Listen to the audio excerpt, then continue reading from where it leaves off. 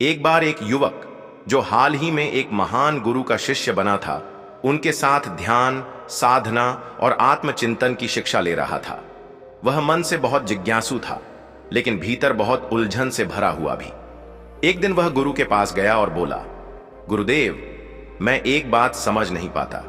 लोग जब एक दूसरे से मिलते हैं तो बहुत प्रेम करते हैं, लेकिन कुछ ही समय बाद वही प्रेम कड़वाहट में बदल जाता है और फिर रिश्ते टूट जाते हैं। ऐसा क्यों होता है? गुरु ने उसकी ओर देखा और मुस्कुराए। इस प्रश्न का उत्तर शब्दों में नहीं, अनुभव में मिलेगा। चलो मेरे साथ। गुरु शिष्य को लेकर एक नगर की ओर चल पड़े। वहां पहुंचकर वे एक छोटे से घर के सामने रुके। दरवाजा खटखटाया। कुछ ही देर में एक अधेड़ उम्र का आदमी बाहर आया। उसने गुरु को देखा और श्रद्धा से प्रणाम किया। गुरु ने शांत स्वर में पूछा, कैसे हो सुरेश? क्या अब सब कुछ ठीक चल रहा है? उस व्यक्ति का चेहरा बुझा हुआ था। वह बोला, गुरुदेव, मेरी पत्नी मुझे छोड़कर चली गई। हमारे बीच झगड़े बढ़ते गए। वह बहुत जिद्दी थी, हर बात पर गुस्सा करती थी। मुझे कभी समझने की कोशिश नहीं की। मैं तंग आ गया था। अब सोचता हूं शायद मेरी किस्मत ही खराब है। गुरु कुछ नहीं बोले।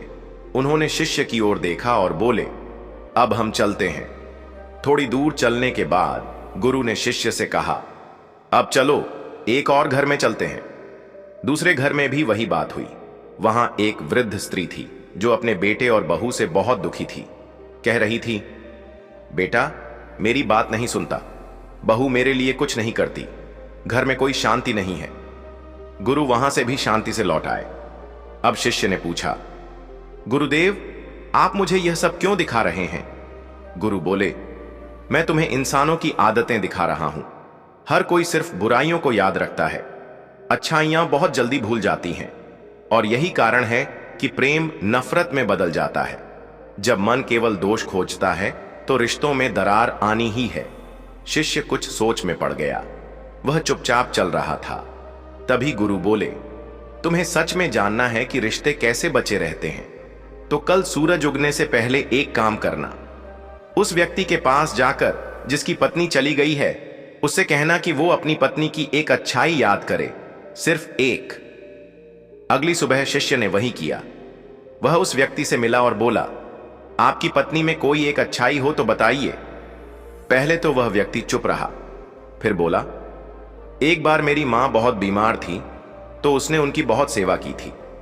सच कहूं तो मैंने ऐसा समर्पण कभी नहीं देखा। फिर कुछ देर चुप रहने के बाद बोला, और हां, जब मेरी तबीयत खराब हुई थी तो वह रात भर जागकर मेरी देखभाल करती थी। एक बार उसने अपने गहने तक बेच दिए थे ताकि घर का खर्च चल सके। उसने कभी अपने दर्द की बात नहीं की, बस हर समय यही चाहा कि मैं खुश रहूं। उसकी आंखें भर आईं। शिष्य ने गुरु को जाकर सब बताया। गुरु ने कहा, यही मनुष्य का दोष है। जब तक सब ठीक चलता है वह सब भूल जाता है, और जब संबंध बिगड़ते हैं तो सिर्फ दोष गिनता है। अगर वह रोज सिर्फ एक अच्छाई याद करता तो शायद रिश्ता न टूटता। शिष्य बोला, तो इसका हल क्या है गुरुदेव?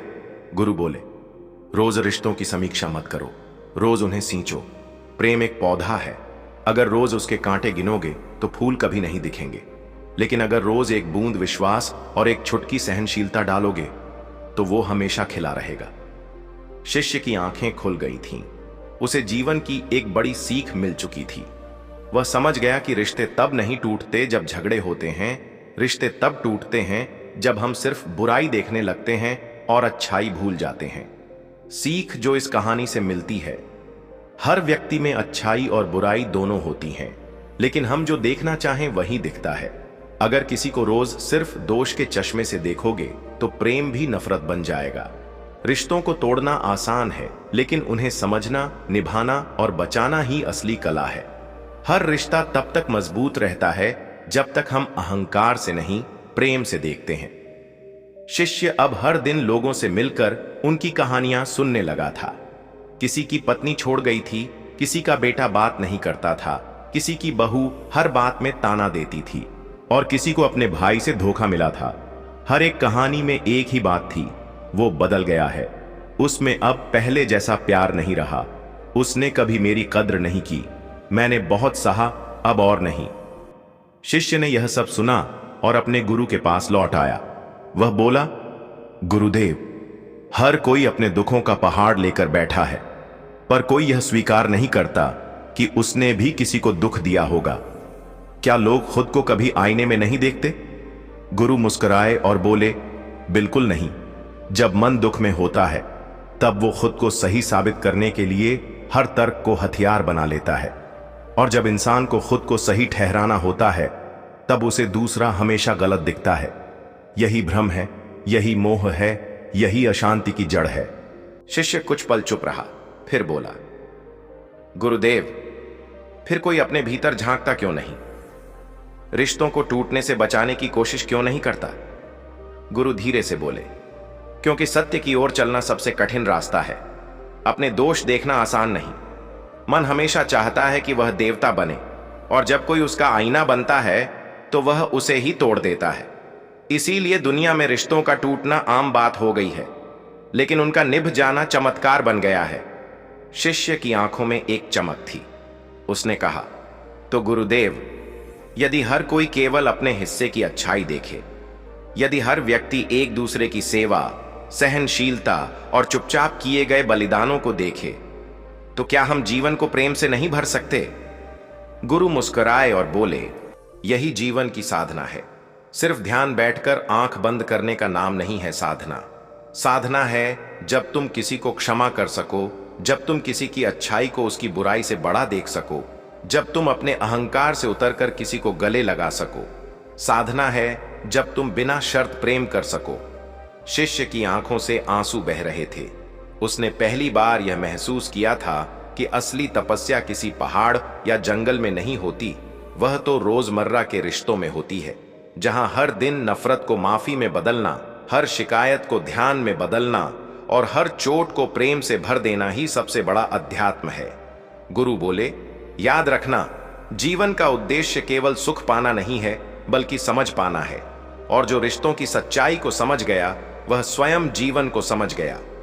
इसलिए मित्रों, अगर कभी आपके जीवन में कोई ऐसा हो जो आज दूर चला गया है, तो आज उसका चेहरा याद करते समय उसकी एक अच्छाई को याद कीजिए।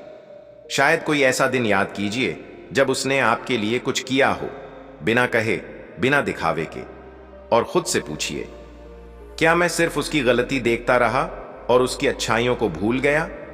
क्योंकि हो सकता है जिसे आप आज बुरा कहकर भूल चुके हैं, वही किसी और के लिए एक फरिश्ता बनकर आया हो। गलती उसकी नहीं, आपकी नजरों की थी। गुरु की यह बात हमेशा याद रखना। हर रिश्ता एक आईने की तरह होता है। अगर तुम उसे मुस्कुराकर देखोगे तो वो भी मुस्कुराएगा, लेकिन अगर तुम गुस्से, ताने और शिकायतें लेकर देखोगे तो तुम्हारा ही चेहरा तुम्हारे खिलाफ खड़ा मिलेगा। इसलिए रिश्तों को निभाने के लिए योग्यता नहीं, नम्रता चाहिए। प्रेम जताने के लिए भाषा नहीं, भावना चाहिए। और जीवन को जीने के लिए बस एक ही सूत्र चाहिए, व्यर्थ की चिंता मत करो, समय पर सब होता है, और जो होता है वो ही हमारे उत्थान के लिए होता है। शिष्य अब पूरी तरह बदल चुका था। उसकी आंखें अब बाहर देखने की बजाय भीतर झांकने लगी थीं। वह अब हर शिकायत से पहले खुद से एक सवाल पूछता, क्या मैं खुद वैसा बन पाया हूं जैसा मैं दूसरों से चाहता हूं? एक दिन वह ध्यान में बैठा था, बहुत गहराई में डूबा हुआ। तभी उसने गुरु से पूछा, गुरुदेव, जब हम जान ही जाते हैं कि सब कुछ समय पर होता है तो फिर चिंता क्यों आती है? गुरु बोले, क्योंकि मन भविष्य का गुलाम है। उसे लगता है कि अगर सब कुछ आज तय नहीं हुआ तो कल बर्बाद हो जाएगा। मन को नियंत्रण चाहिए, निश्चितता चाहिए, और जब जीवन वैसा नहीं चलता जैसा वो चाहता है तो वह घबरा जाता है, और उस घबराहट को चिंता कहता है। शिष्य चौंक गया, तो क्या चिंता बस एक भ्रम है? गुरु बोले, चिंता सत्य नहीं है, वह केवल मन का डर है, और डर वहां होता है जहां श्रद्धा नहीं होती। शिष्य ने पूछा, तो क्या हम चिंता से बच सकते हैं? गुरु ने उसे ध्यान की मुद्रा में बैठाया और बोले, जब भी तुम्हें चिंता सताए, 3 बातें याद रखना। 1, मैंने जो किया वो पूरे दिल से किया। 2, अब जो होगा वो समय पर होगा। 3, जो आएगा वो मेरे अच्छे के लिए ही आएगा। ये 3 वाक्य तुम्हारी चिंता को छू तक नहीं पाएंगे। उस दिन के बाद शिष्य ने शिकायत करना छोड़ दिया, उसने चिंता छोड़ दी, उसने तुलना करना छोड़ दिया। अब वो सुबह होते ही सूर्य की ओर देखकर कहता, जैसा भी दिन आए मैं उसे प्रेम से जीऊंगा। वो रात को सोते वक्त किसी की बुराई नहीं सोचता, बल्कि किसी की एक अच्छाई याद करके सो जाता, और यही उसकी साधना बन गई। धीरे धीरे उसका चेहरा तेज से भरने लगा, उसकी आंखों में स्थिरता आ गई, मन में प्रसन्नता घर करने लगी, और यही देखकर गांव के लोग हैरान हो गए। एक दिन गांव के एक वृद्ध व्यक्ति ने उससे पूछा, बेटा, तू पहले बहुत उलझा हुआ था, अब इतना शांत कैसे हो गया? शिष्य मुस्कुराया और बस इतना बोला, मैंने अपने भीतर की सबसे बड़ी गांठ खोल दी है, अब मैं किसी को दोष नहीं देता। वृद्ध चौंक गए। मतलब? शिष्य बोला, पहले मुझे लगता था कि मेरी जिंदगी दूसरों के कारण बिगड़ी है, अब मुझे समझ आ गया है कि मेरी जिंदगी मेरे सोचने के ढंग से बनती और बिगड़ती है, इसलिए मैंने अब अपनी सोच को साफ कर लिया है, और यही जीवन का सार है। जब तक आप यह मानते रहेंगे कि आपकी हालत, आपके दुख, आपकी तकलीफों के लिए कोई और जिम्मेदार है, तब तक आप कभी खुश नहीं हो सकते। लेकिन जिस दिन आप यह समझ जाते हैं कि सब कुछ मन से शुरू होता है और मन ही आपका मित्र और शत्रु दोनों है, उस दिन जीवन की दिशा बदल जाती है। जीवन में अगर कुछ सीखना है तो सबसे पहले यह सीख लो कि जो चला गया उसे जाने दो, जो मिला है उसका धन्यवाद करो, और जो आएगा उस पर भरोसा रखो। हर चीज का समय होता है, पेड़ को फल देने में समय लगता है, फूल को खिलने में समय लगता है, और तुम्हारे जीवन को निखरने में भी समय लगेगा। लेकिन हम अधीर हो जाते हैं, हम चाहते हैं कि सब कुछ अब भी मिले, तुरंत मिले, और जैसा हमने सोचा वैसा ही मिले। और जब ऐसा नहीं होता, हम टूट जाते हैं, बिखर जाते हैं, और सोचते हैं कि हमारे साथ ही सब कुछ गलत क्यों हो रहा है। पर यही भूल होती है, क्योंकि जीवन तुम्हारे हिसाब से नहीं चलता, वो तो तुम्हारे सुधार के हिसाब से चलता है।